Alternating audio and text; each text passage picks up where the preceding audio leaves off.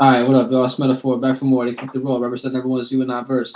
We're gonna do a video on Aquarius in the 11th house, which is Aries rising, right? And Aries rising would be initiating, and creating new ways of seeing and feeling, right?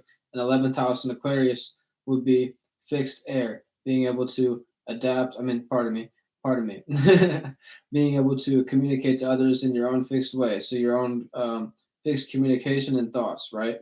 So you're gonna have your own way of communicating and your own way of thinking, right, within your associates and also the people that you want to be humanitarian around, right? You're going to be very unique around these individuals. You're also going to be able to communicate those actual thoughts, right? And this is a good angle to your first house, right? If we're speaking on Aries rising being your first house, right? And then you have 11th house Aquarius, right? This is a 60-degree angle, a sextile, right? So this is a harmonious angle, right? So, right. Not going left too much in these videos. You see what I'm saying? I want to go right for y'all so y'all can understand the right way. You see what I'm saying? If you keep on going left too much, then you know what I mean. Then people kind of get lost. You see what I'm saying? All those L words. You know what I'm saying? But yeah, off the tangent of left and right.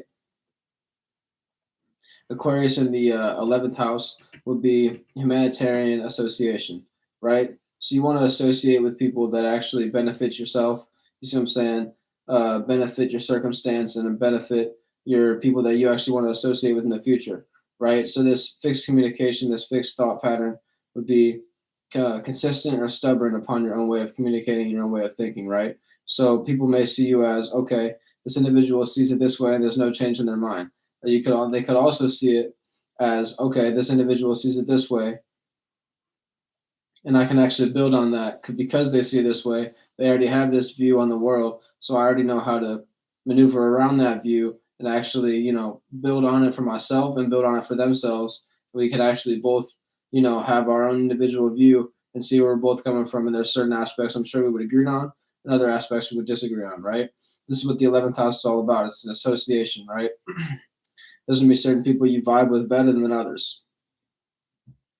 So it's like you think about your 11th house, your 7th house, and your third house are all your communication houses, right? The way that you communicate with others, right? So your third house, going back to the right and the left thing, this is like actually kind of ties into it. So if you communicate with the right people in your third house, your environment, your 7th house, your relationships, and your 11th house, your association, then okay, you can bring these individuals from one facet to the next, right? But if you go left, you see what I'm saying, and you bring these individuals from the 11th house automatically into your third house and act like these are third house individuals, like to say that your third house is your environment, what you're around all the time. You see what I'm saying? Your 7th house is your relationship, people that you actually want to, be very close with, right? Um, your 11th house would then be, like I say, your association. So when you associate with these other individuals, you're going to be able to, bring their ways of seeing things and their own fixed way of communicating upon your views. You see what I'm saying? And then whenever you can actually bring these views to your own personal life, this Aries matter, you're initiating, creating new ways of seeing and feeling these communications and these ways of thought patterns. Like, oh, okay, I've been in those feelings and those vibrations that you're creating right now before. So once you're able to tap into those vibrations that have already been experienced, you're then able to, you know what I'm saying, like tap into their way of thinking. You say, okay, I know where you're going with this thought pattern because I've been in this vibration before. You see what I'm saying? I know how to tap into this next wavelength. So it's like your 11th house is all about your communication. So it's like your humanitarian association, like I say in the title.